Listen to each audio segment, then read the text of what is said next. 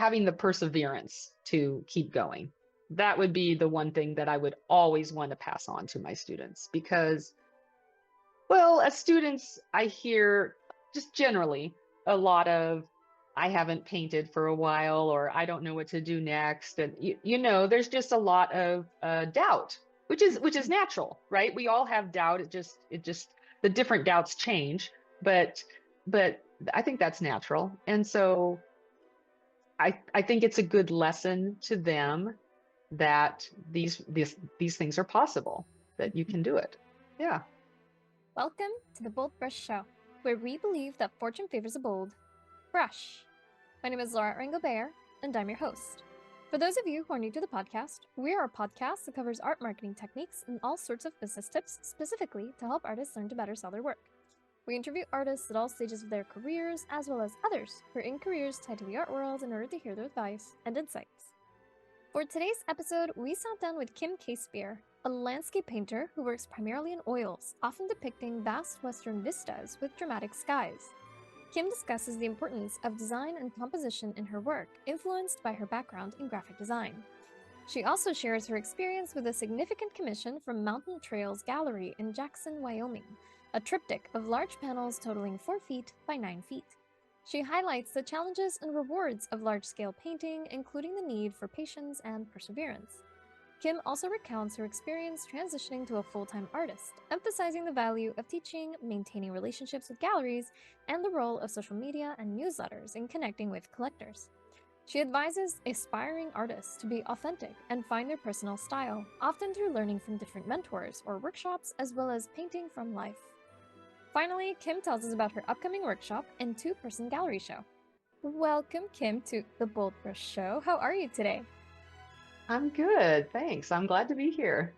Yeah, I'm glad to have you because your work really pulls you into the scenery. And I'm also, a huge fan. You're welcome. I'm a huge fan of the type of landscapes that you try to paint, right? They're these beautiful, broad, especially the one behind you with this huge sky and these clouds. It really makes you feel like you're in there.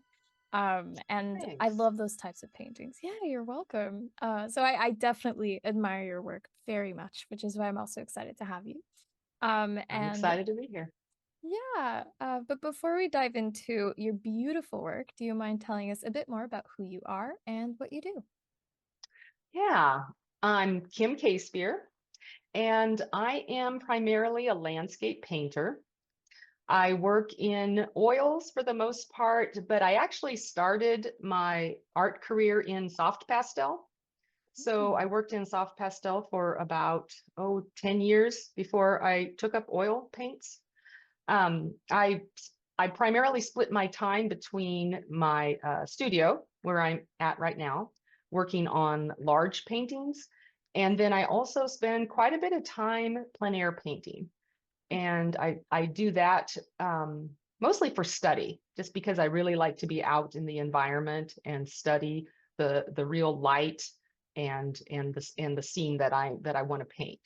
So that is mostly what I paint. I am drawn to, like what's right behind me, large vista type landscapes, mostly in the Western United States. I live in the Midwest. I live in Kansas, and we have these, it's called the Flint Hills, and we have their big, vast rolling hills. It's mostly cattle country, so there's not a lot of buildings, not a lot of things that are in the way of the landscape. The landscape is very pristine, and we have big skies. And Yeah. I love to paint big skies, and that is where I get my love of big skies, is from where I live here in Kansas. Yeah, and I Yeah. love that. It's so imposing. It reminds me of, the romantic period of the Hudson River Valley School where they had these Oh yeah. gorgeous, just scenic, it just wraps its arms around you basically type of paintings. And that's the feeling I get from your work, which is so great. Yeah. So Oh, great. good. Good, Yeah. good. Yes. Yes, because I do try to bring those skies that I see in the Midwest. I try to bring that idea to the Western landscape, Mhm. Like the one behind me, you can't see the whole thing, but it's the Tetons. And a lot of people paint the mountains. That is the focus, is the mountains. And I focus on the mountains some of the time, but a lot of times my work will encompass the whole scene, the mountains, and then a big sky in with along with that. Right. Yeah. Yeah, because the Yeah. grandeur comes from the whole scene. Obviously, the mountains are very Mhm. imposing, but then, Mhm. you feel even more small when you realize how big those mountains are and how much bigger the sky is as well. So it's this Mhm. very interesting sort of scale thing that happens with that. Yeah. But Yeah. also, I'm curious to know, when did you begin to follow the path of the artist? Yeah, I have really been drawing since I was very young. I've always been I've always been some type of artist since I was very young. And I say it's actually a little bit of a miracle, perhaps, that I became an artist because I grew up in a farming community. Mm. My mother was a nurse, my dad was a farmer. There were not artists around us. That just didn't exist. I didn't even go into a museum until I was in college. Until I went to college to get a BFA, a Bachelor of Fine Arts, with an emphasis in graphic design. And that is when I expanded my horizons, I guess, so to speak, Cool. to go visit museums and just be more involved in the arts and really understand what art was. But it's always been part of who I am, honestly. Yeah. Um, so after I graduated from Kansas State University with an emphasis in graphic design, I worked as a graphic designer and then later as an art director. So I think a lot of artists come from that place of learning design first. That is where I come from, is learning how to design things in the commercial art world. And then the wonderful thing about that is I can take that idea and bring it to my fine art, is the idea of design and composition. And I am sure that's why I have always emphasized design first in my work, trying to get a strong design in my work before anything else because of that. Yeah. Yeah, that makes perfect sense because with graphic design, there's so much obviously design, but there's so much that goes into it that is about planning and making sure that there's a harmony in any image that you make, which in the Yeah, end, that's also what we need as painters is to have an understanding of this harmony, almost like this secondary language that paintings have. Because we obviously have the yeah, language of like the drawing and like the parts that most people like, which are like the rendering, right? And like they yeah, take for granted everything else, which is like the value and the edge work, the all of these other components, right, the any other like sort of compositional rule, right? If you're using the rule of thirds or if you're using any other compositional thing, those are so valuable. And I right. think having that background can have such an advantage for you also because you're already instinctively aware of these design aspects, right? Um, Precisely, precisely. yes. Yeah. They're the bones of your painting, is what it is. It's the structure that's underneath. And most people are not aware of that, but it is a very important aspect. Yeah, yeah. Yeah. Would you say that when you're personally, when you're trying to design a painting, how do you begin? Mhm. Do you, for example, since you do plein air, do you, walk around, try to find a scene that is, compositionally working? Or do you sometimes bend the rules a little bit and move the scene how you want? Usually when I'm outside, it is one thing that Mm, catches my attention. And most of the time, that's the light. That's the mm, light and the shadow patterns that are happening. So I'm not going to say that I don't first look at the composition because that is an aspect of it, but I think I look at the light and mhm. the atmosphere, the feeling that I'm getting in the landscape first. So I definitely move things around. And that that's easy. It's easier to do in the studio, I will say that, but if you've painted outside for a long time, it starts to become easier when you're outside as well. And I do that. I'll move, just moving trees over or water, just adjusting the bend of the water or something. That's Mm. yeah, that's pretty common. Yeah. Yeah. Yeah. And then do you like sometimes use some sort of like armature, or is it just moving things around until it feels right for you? I have studied armatures. Hmm. I've studied the Edgar Payne design Mm. composition and then also various armatures.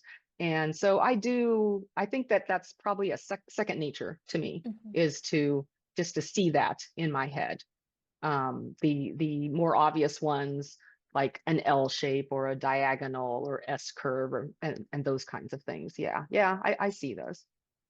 Okay. Yeah. I was curious Yeah. because again, like you already have this sort of intuition about it that you've built because of studying it. Mhm. So sometimes it's very Mhm. Mhm. interesting to hear your experience, even though for you it's sometimes like underlying, right? Like for students, it's Right. something that we have to um I guess more openly have to like learn, right? Because it's Mhm. sometimes in certain like schools, it's not necessarily what they teach. They teach maybe, in ateliers specifically, they'll teach good drawing and good painting, but they won't necessarily teach Mhm. composition. It feels like more like Mm. a later down the line type of thing. So that's also why I'm Okay. inclined to ask you, because of your background, about how Yeah. you handle composition, because I think it's very Yeah. underrated and very important.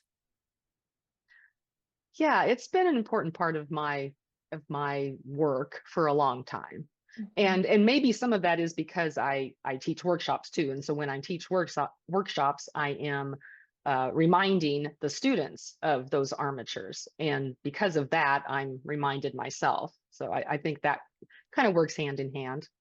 Yes, yes, it makes Yeah. sense. Because as a teacher, obviously, you need to know the subject twice, if not Hmm. three times better than the students, so that you have a Hmm. better way of explaining it to them. Because they're Yeah. learning, of Yeah. course, and oftentimes it'll Yeah. take them listening to that three times in order to get it. Yeah, I always say though that it's interesting. I love teaching. Mm. It is it's good for the students, but I learn as much. I always say that I can learn just as much from the process of teaching as that they can. Oh yeah. Oh yeah, because it forces you to really investigate all the little pieces of how you do something in order to properly Hmm. explain it, Hmm. right? I mean, I think it Yeah. makes a huge difference. I think most of the people that I interview who are painters who are also teachers, I find that their work Hmm. very much shows how like they teach, because it Hmm. seems like every person I've interviewed who's a teacher has a very, very good grasp, one on painting and second on explaining their work in the interview, which is Okay. really great. Okay. Yeah. Yeah. Yeah. Yeah. Yeah. No, it's wonderful. I Good. love interviewing teachers who are also, full-time artists, because oh, it's I feel like there's more information that you give uh to our listeners than maybe someone who hasn't had that introspection about why they do what they do, which, you Yeah. know, I could see yeah, that. yeah, yeah. So I really appreciate it. And then also I wanted to bring up this really cool project that you worked on, which is a little bit monumental. Yeah. Do you mind telling Yeah. us a bit about it? Of course. It is monumental to me. It I'm finished with the project and it is shipped off to the framer currently. So that feels really good. It's Mhm. a very large commission that I received from Mountain Trails Gallery in Jackson, Wyoming. That's my gallery in Wyoming. It's going to a collector's home and it's a triptych, which is 3 panels. And so each panel is 48 tall by 36 wide. So they're vertical panels, and that total is about 4 feet by 9 feet uh, Jeez. all together. Altogether, they are framed separately. However, they're going to be framed separately. There's 3 separate panels framed in 3 frames. So it takes up about 4 feet by 11 feet on the collector's wall. which is significantly larger than anything else that I have painted. So it was a big project. Yeah. Yeah. Yeah. I Yeah. mean, Yeah. how has that changed your perspective on your work? Because I mean, It's very those are interesting. really big sizes, to go from maybe Yeah. painting a Yeah. smaller plein air to something that size. It's a huge jump. R- Right, right. Yeah, it's been very interesting. First of all, it took 4 months, given not constantly painting, but the whole process from because it's a big process. There's studies that I created. First I did, well, first let me back up. I first did sketches, Mhm. and then I did a study that was proportionately the same. The three panels were 12 by 9, but that's still a lot smaller. And then I started in with the regular size, the Mhm. 36 by 48s. Um, so everything had to be sized up, which I found interesting because I sized up my palette. I got a larger glass palette and sized that up. I purchased really large brushes, size 16, size 20 brushes, at least to get started on the painting. And just the panels, creating the panels, everything was large. Everything was a larger version of what I've done. And I paint large-ish in my Mhm. studio. Like 36 by 48 for one painting would be pretty average for me, maybe even a 40 by 60, but this is still significantly larger than those. So yeah, that whole process was very interesting.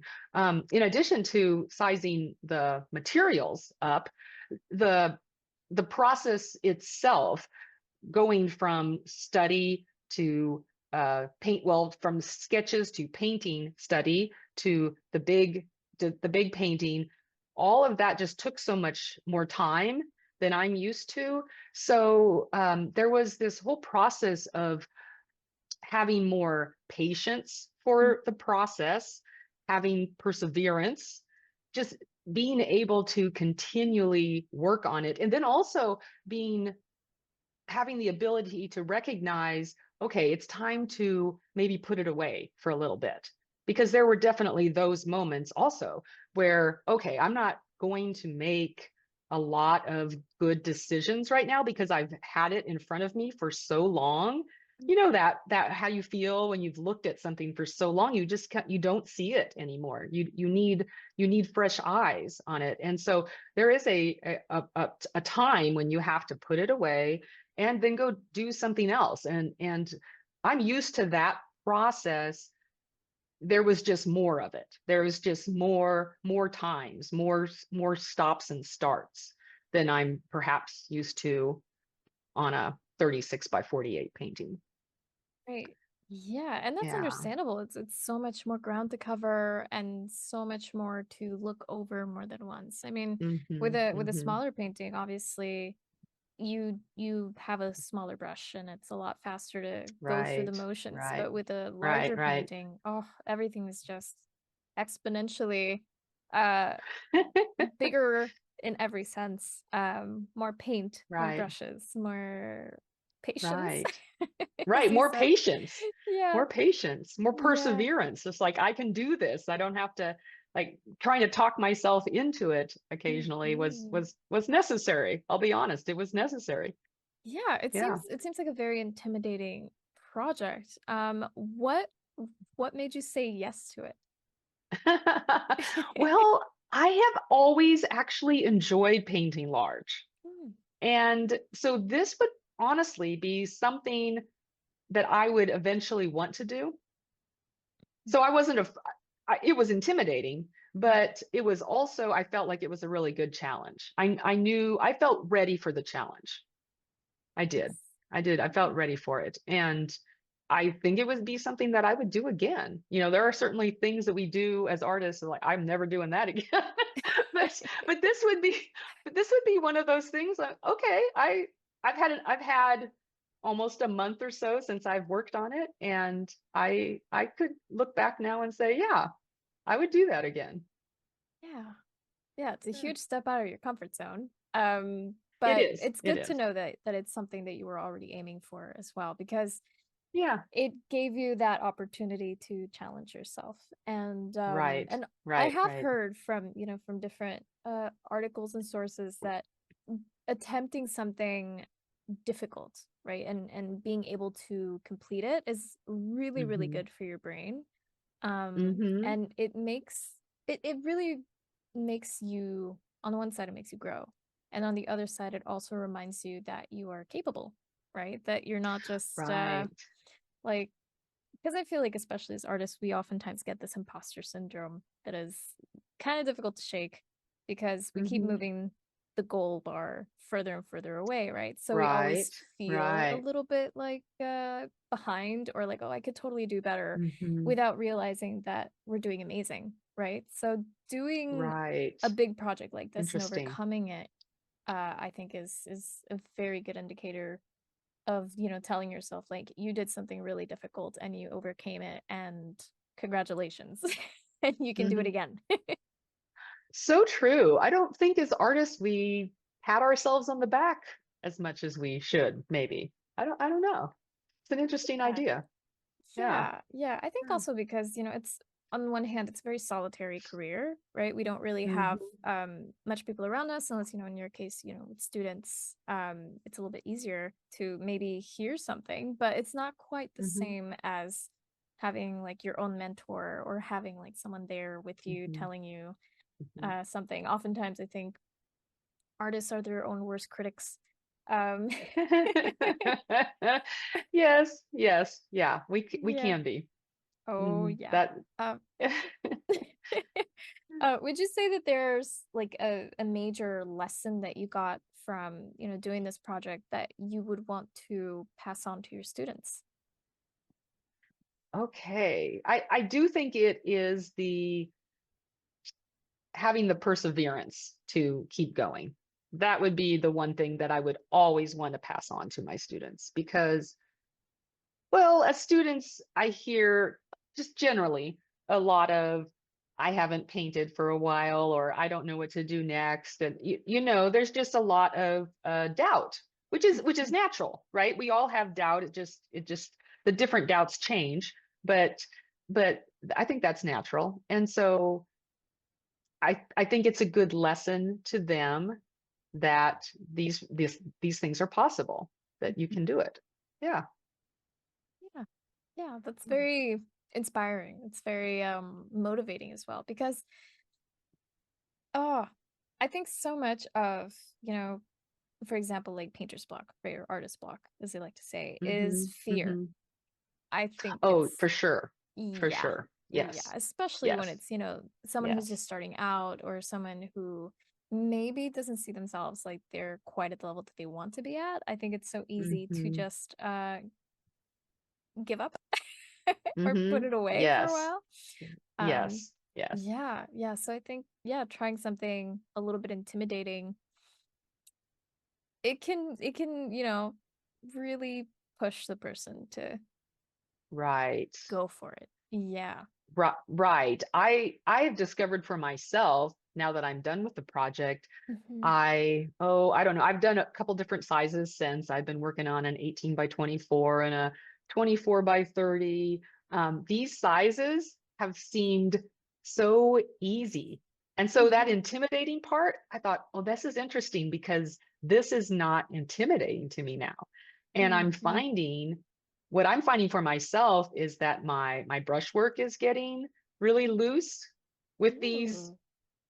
like if I want to call it medium size, 24 by 30 size, that my brushwork is just very loose. It doesn't feel like the fear is gone a little bit. I'm not saying it's not there ever, but it seems easier. Right. And I think that has to just be a coming off of that large size and going to something maybe more average, what we would normally paint in the studio. Yeah. Yeah. I was actually gonna ask you if, when you said yes to the project, were you scared? Oh yeah. Oh yeah, I was. I was. I'd be lying if I said I wasn't. But I I've always been intrigued by challenges to a certain extent. Hmm. So I looked at it that way. I looked at it as a challenge that I wanted to try.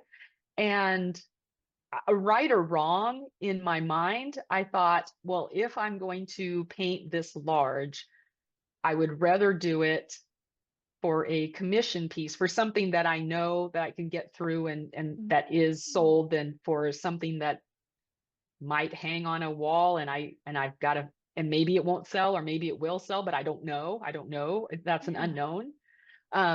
So I don't know if that's right or wrong, but that's how I looked at it. I looked at it like, oh, okay, well, they like my work. They commissioned it because they liked my work and they saw the work in the gallery and they liked the work. And because of that, I was fairly certain that this was going to be a positive project. Right. Yeah. And I think also the pressure of having to make something good, right? And having like a bit of a deadline. I think that Hmm. also helps Hmm. a bit because if I took on a large Right. piece and it was of my own volition, Okay. I I could definitely see myself doing it and overcoming, right? But at the same Hmm. time, I would be worried that I would allow my fear to defeat me every so often and just like set it aside for a while and then hopefully Yeah. maybe forget about it and it's in a corner of shame for a little bit. Unless I'm excited enough that I can keep going, right? 'Cause it's such Yeah, a unless you can, yeah, right, right. right, yeah. You're right about that. If it was a project for myself, it would have been a lot easier to put it off in the corner Mhm. and say, I will get back to that at some point, whether I do or not. But there Yeah. was a deadline. It was an extended deadline, but there was Mm, there was a deadline there right. looming at some point that needed to be tackled. Yeah, Yes. Yeah, yeah. yeah. There's something That makes helpful a about person do having it.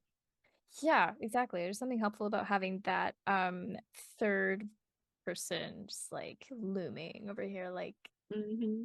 give Hmm. us the peace. So I guess if someone can, I don't know, hire a friend to be like, you need to have it done by this day, maybe that'll work. Right, right, right. Yeah. I also will say that commissions can be tricky like that because you could have that person standing over you a lot and asking you, when is it done? When is it done? And I have been fortunate. I have had that Hmm. happen to me, but I have been fortunate, at least in this instance, I was very fortunate that these people were pretty laid back about it. They just wanted me to take my time Hmm. and paint, make a strong painting. And that was so I was fortunate that that was the case, that they were willing to wait for it. Hmm. Yeah. Hmm. Yeah, that's awesome. Yeah. That is so awesome. I'm very inspired by that. That makes me want to take on a Good. big project. Yeah, just to push Take myself. on I'm gonna that have to large ask. painting. Yeah, I think I'll definitely ask someone to be on the lookout for me and give me a deadline. There you go. Oh man, yeah. And then also speaking of kind of scary jumps out of the comfort zone, what was Yeah. it like for you when you made the jump into becoming a full-time artist? Yeah, that is an interesting transition. Mhm. I was okay, so for myself, I will say that I think I got a little bit lucky because I was a graphic designer, like I said earlier, then an art director, and in the evenings and weekends, whenever I could, I was painting.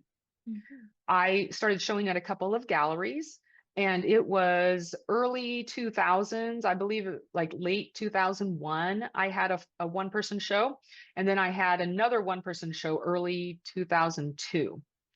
And with those two shows, I don't remember the percentages that I sold, but a good portion of the paintings, like over half of the paintings from each show sold, maybe more like three-quarters of each of them sold.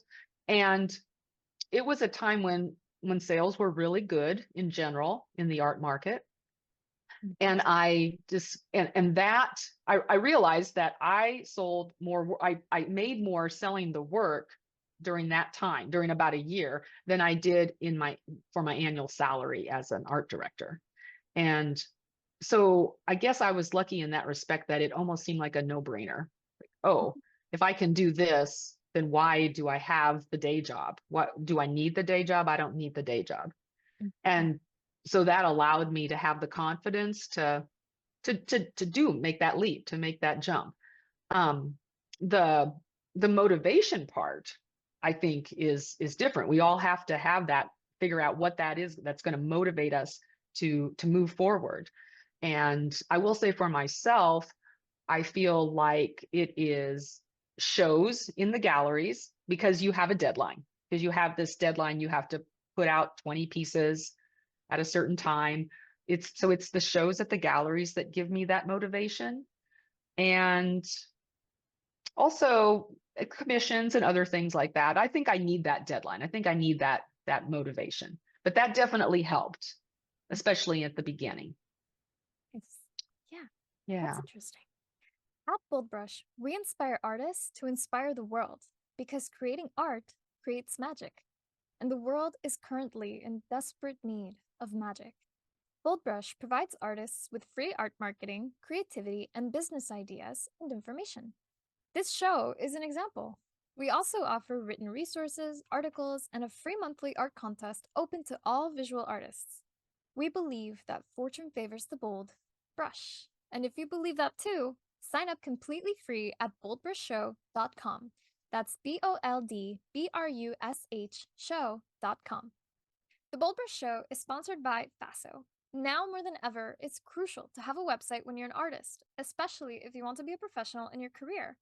Thankfully, with our special link, faso.com/podcast, you can make that come true and also get over 50% off your first year on your artist website. Yes, that's basically the price of 12 lattes in 1 year, which I think is a really great deal considering that you get sleek and beautiful website templates that are also mobile friendly, e commerce, print on demand in certain countries, as well as access to our marketing center that has our brand new art marketing calendar. And the art marketing calendar is something that you won't get with our competitor. The art marketing calendar gives you day by day, step by step guides on what you should be doing today, right now, in order to get your artwork out there and seen by the right eyes so that you can make more sales this year. So, if you want to change your life and actually meet your sales goal this year, then start now by going to our special link, faso.com/podcast. That's FASO.com/podcast. So from the beginning, you've been working with galleries, right? Even like when you were an Right. art director. Okay. Yes, they were first galleries that Mm. were local, Mhm. regional, and then I aimed for national galleries. Nice. Yeah. Yeah. Yeah. I've been working with various galleries for quite a while. It's great. Yeah. Yeah. Yeah. It's I think the gallery model can be really helpful. You Hmm. know, for the reason that you said, participating in shows, you have to have these deadlines, you have to have X number of Hmm. pieces completed. So that creates Hmm. a good amount of pressure for, at slash motivation Yeah. for Yeah. people who can Pressure, tolerate it. motivation, Yes, for whatever people who you can want to call tolerate it. that. Yeah. So since you've worked with quite a few galleries, I wanted to know, how do you recommend and then also how do you personally maintain a good relationship with your galleries? I definitely believe that is a two-way street. The as an artist, you have to provide your best work in a timely manner, and that is your job to provide good quality work in time for your galleries. Then the gallery's responsibility is that they should be promoting your work and selling your work. And so when both of those things are happening, then there's a really good even relationship between a partnership, really, a Mhm. partnership between the gallery and yourself. And when one of those things isn't happening, well, then the relationship it doesn't work as well. So I think that's the key. You have to keep that relationship balanced, where everybody is doing their part. Mhm. Mhm. That's a good point. Yeah. Yeah, Um, yeah. and then that makes me wonder too, what does happen if, you know, you realize that maybe the gallery isn't a good fit? Like, how do you handle that situation?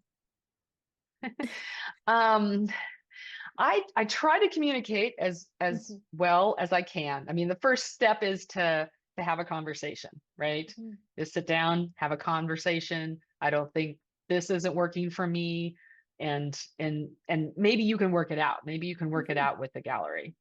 And if you can't, you do have to be willing to move on. You do. You have to be willing to move on. It's a really interesting relationship because I think so many times that gallery artist relationship feels more like a friendship or a personal relationship. mhm. And yet there's other times when you have to step back and treat it like a business relationship because that's really what it is. It's a business relationship. Yeah. So it's really both. And I think that's why it's so tricky for Yeah. for artists and galleries too, because it's both. Mhm, mhm. Yeah, I mean, Yeah. it's interesting because obviously you want to be friendly with your gallerist and you want to be, Mm, you know, in a good spot, relationally, like you said. I've also heard people mhm, like mhm. say that it's like a marriage, right? Um, Yeah, right, right. yeah, but then it's also, I guess, also in a marriage, you do have that aspect of, financial management, which is really important, Mhm, an important thing to mhm, mhm. communicate with a gallery as well as in a marriage. Yeah, Yeah, right. right. So that's very Right. interesting. And then oftentimes, one of the things that I think is difficult when working with galleries is the situation that sometimes they don't necessarily tell you who your collectors are. How have Mhm, you right. personally been able to, have a connection with your collectors despite, working with Connection with it. galleries? Right, right. First, I think it's very important to show up. So if there is an exhibit, if you are part of an exhibit at a gallery or an art center or really any place, you should show up. You should be there, especially during the opening for sure, and perhaps other times too. I have Mm, had situations where the gallery, this is more local, my Kansas City gallery, that's not very far away, so it's easier for me to get to. It's a few hours where we've had an opening and I'm there, and then we also do maybe another day, the next day do a like a demo day, a more relaxed day where mm, we're demoing, and the idea is that we can talk more one-on-one with people because it's not quite as busy, it's not quite as crowded as the opening night was. And then I've had situations where perhaps we try an ending reception. The show is mm, getting ready because most of the shows are 2, 3 months long, and then you have an mhm. ending reception where people can reconnect with you. And so I think you have to go to those and connect with your Yeah. collectors. Yeah. Yeah, I think that's very important. But collectors will also connect with you in other ways. Mm, And one way I do that is with newsletters. So I actually have two newsletters. One is, I would call it a general newsletter. So it has the show information, but it also has workshop information, classes, all those types of things. So a lot of artists subscribe to that newsletter. mm, And then I have a second newsletter that is dedicated to collectors. And at least mine it's a little smaller, but it is, I would say it's just as important. And it only talks about the shows that are coming up, or maybe a photo of what's on my easel at this moment. Those types of things that a collector is going to really be invested in. mm, mm, And then, if you don't mind me asking, how often do you send your newsletter? I try to send, so the one that goes out to uh, the general one, I Mhm. send out once a month Hmm. most of the time. Sometimes I skip a month, but I try to send it out once a month. Yeah. And the collector newsletter is maybe a little bit less often, Hmm. maybe 6 times a year Okay. is probably more practical. Right. Yeah. I don't know why I do that. I think in my mind, I think that the collectors, maybe they just don't want, there's probably less information, but maybe they don't want the newsletter as often. At least that's what I imagine, but I don't know. I don't know if I have any basis for that really. It just seems like something to do, not to send it out quite as often. Yeah, it sounds comfortable to send it, 6 times a Yeah, year, I think. Yeah, that's right. because It's comfortable. Yeah. yeah, because they also they're usually busy as well, Mm-hmm. um Mm-hmm. and it's a good idea, like, having those two different newsletters, because obviously a Yeah. collector who is an art appreciator but not necessarily an art doer, right? Or a hobby artist, it might be Right. a lot for Right. them to be sent a Right. bunch of information that for them is jargon, right? Because there's a lot of Mm-hmm. words that we Right. use that, for the layman, it might be a little bit like, what is scumbling? Right. Right. You know? Right. If I'm talking about design and composition Yeah. and how you're going to learn that, they Yeah. they might be interested in that. There are Yeah. those collectors who are actually interested in Hmm. both aspects, purchasing art and also how it really are legitimately interested in how you are creating your art. Hmm. But there's also a lot of people who probably don't want to read all of that. Yeah. Yeah. And I think that's normal for anyone who, like, is an enthusiast of something, like, maybe someone who Hmm. maybe hires someone to make some clothing for them, right? They won't necessarily, Yeah. not that they don't care, but they won't necessarily be too concerned with the how. They're more concerned with the end Right. result, right? Right. So The I end think, result. yeah, Exactly. yeah, 6 months, that's me, 6 times a year. It Six sounds times a year. very, Yeah. yeah, it sounds very reasonable. One, because it also gives this feeling of scarcity that, they might be like, ooh, True. like it's True. exciting. Like I'm looking forward to like her next newsletter. So I think it Right. could Right. also have a little bit Yeah. of that where you're not being Right. too present, but you're also not disappearing completely. So I think it's a very good Hmm. balance. And it's also, Yeah. That's interesting. a lot of artists also don't necessarily make time for making newsletters. I think newsletters, they're so useful, they're It's amazing, but then most of us have that as a New Year's goal, monthly or weekly newsletter, and then by like March we're burnt out because we overdo it. So I think Yeah. starting small like that, maybe, every 2 months or something, is a healthy start, and healthy to Right. continue. Yeah. Right. Right. Well, because as artists, that is not our priority. Most of us, Exactly. our priority is to be in front of our easel, painting, not marketing. That isn't our priority. Yeah, But we do have to make time for exactly. those types of the marketing. Yeah. Yeah. Yeah, we have to wear all those hats. Right. Which, yeah. Which, by the way, now that you mentioned marketing, of course, what are other marketing tools that you personally use to sell more of your work? Could it be like social media, or do you also sell things to your Yeah. newsletter? I besides the two newsletters, I am on social media. I would say that's probably the next most important. I would put my newsletters as the most important though, because that is to me a more direct connection between the people who really, really want to hear from you.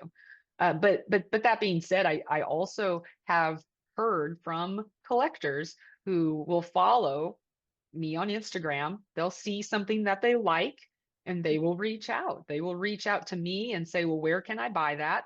Or they will reach out to the gallery if I have said where it is located. They will reach out to the gallery and they will purchase. I've heard from people because they are on social media. And so I don't think we can take that for granted. I think we do need to have some kind of presence on Mm. social media.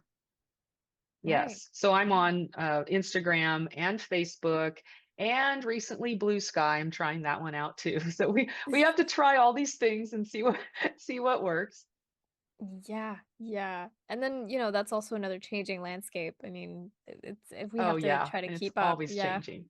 Yeah. Yeah, it's another hat for the artist to put on. Right, another hat. But again, you might be onto something about the scarcity though, Mm, because I find when I am, at least for me, if I am trying to post every single day, that feels a little, oh, I don't know. It just feels like too much sometimes. mhm, And I'm almost more comfortable with a couple times a week, just mm. showing people what I'm up to. And that kind of depends on what you have going on. right? Like sometimes you might be out plein air painting. Typically, when I'm out plein air painting, I am creating a new painting, maybe Mhm. 2 or 3 new paintings a day. And so posting more often makes sense. Mhm. And when I'm in the studio working on some large painting, I don't necessarily want to stop and post constantly. I want to be in my own little world and create and then post less often and then show people, well, this is what I'm working on. But there might just be times when it makes more sense to post like once or twice a week. Mm. I do think we have to think about that, not just like a hard and fast number, like this is how many times I need to post, but more like how it works for your schedule, what you're working on at that moment. Yeah, yeah, having that flexibility. Yeah. And then also, you bring up a good point. We're not machines. Uh, Right, we're right, organic exactly. creatures. Yeah, so it's Yeah, it's good to yeah. have more of like that organic sort of way of approaching it. Hmm. Also because, I mentioned before, like burning out, right? You can burn yourself out Hmm. really easily if you're piling on all of these things. And then also the pressure, there is a Right. certain type of pressure in social media, especially also with I like think so answering too. comments.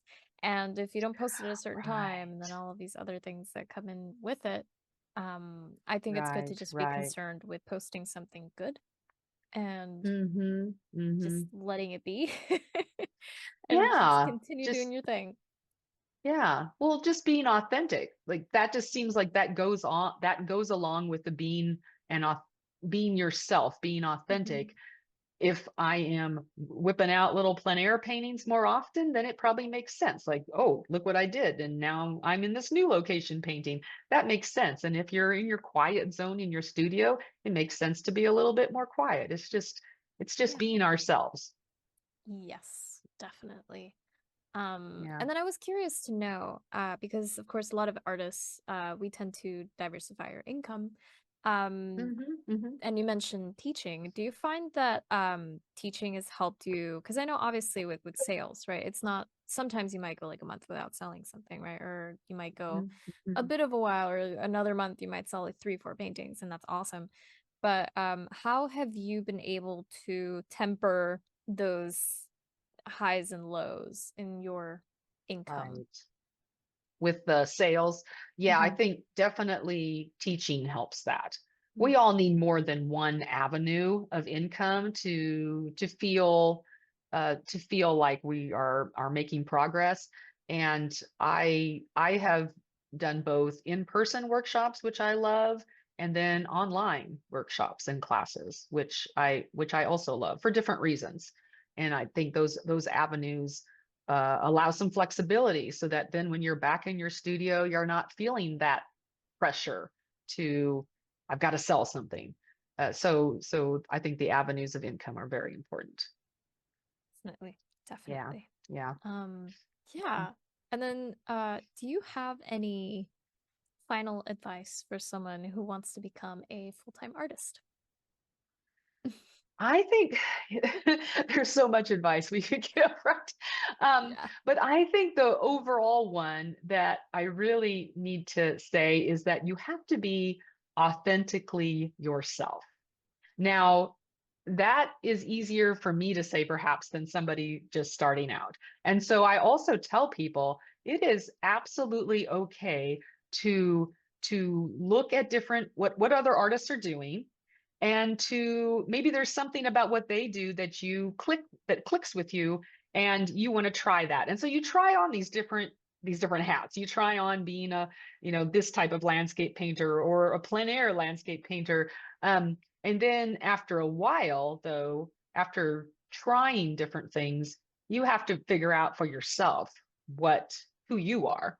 And I that's a very important aspect of being an artist. Eventually you have to start feeling comfortable in your own skin, and not trying to pretend to be another artist just because they sell well, or some other reason that you find.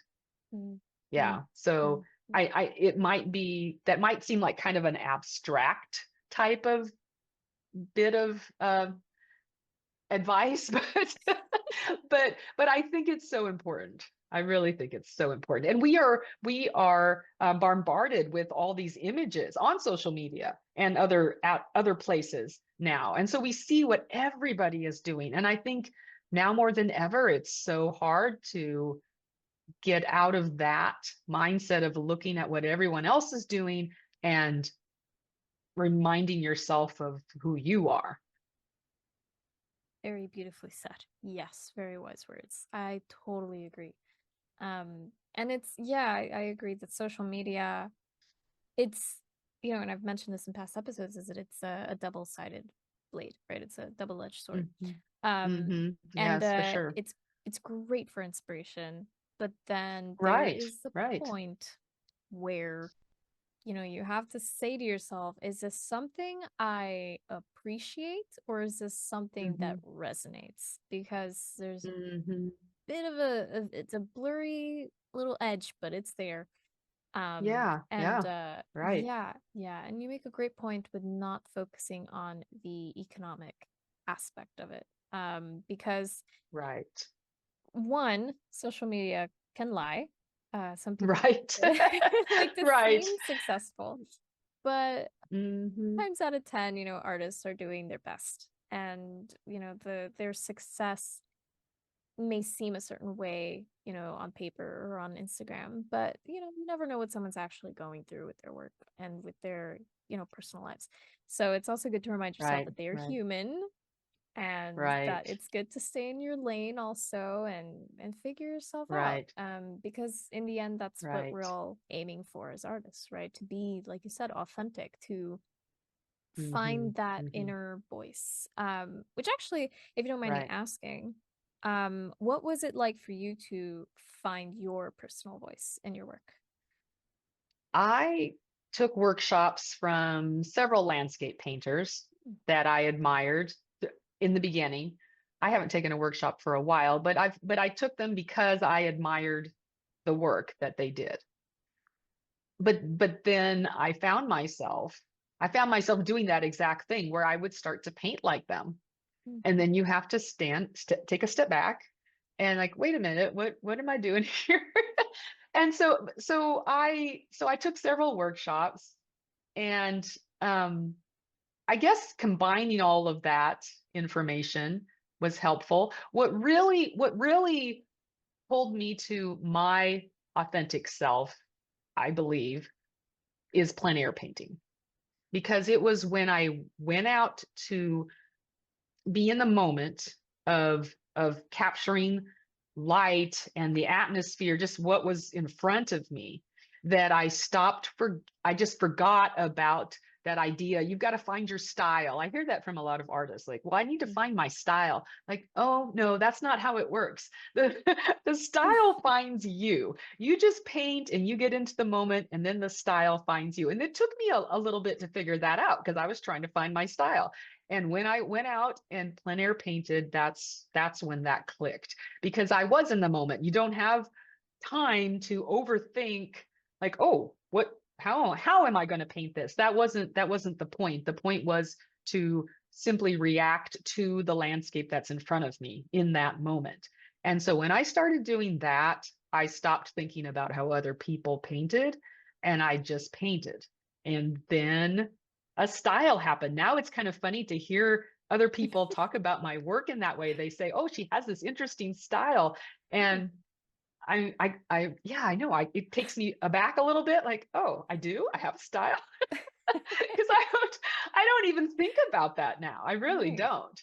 It's an right. interesting transformation that happens. Yeah. So I guess to other landscape painters, I would say that would be obvious. Like get out and plein air paint because you can be in the moment. Um, so yeah, that's my best advice Oh, to that's, just yeah. get out there and do it.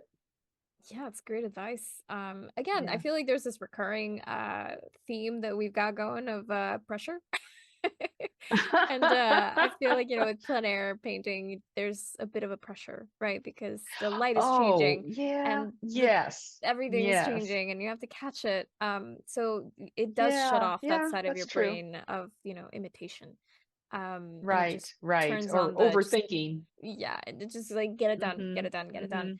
Mm-hmm. Um, Mm-hmm. and That's I've true. actually, Yeah. yeah, I've actually heard a lot of plein air painters who also mention like if you want to get really good, just do plein air painting.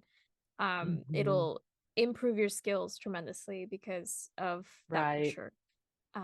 right, So you right. heard it here, folks. You You can go feel heard some it pressure. again.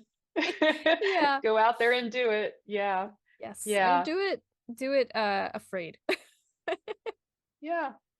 Yeah. Yeah. Because I don't know. I feel like if I feel some fear, it feels like it's something I should probably do, right? Hmm.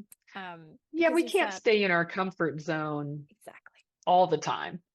Yes, exactly, exactly. And that's also it applies obviously to painting, you know, where if you want to grow as an artist, if you want to find that mythical style that ends up Right. finding you, you have to step out of that comfort zone. There's absolutely no way, Yes, you do.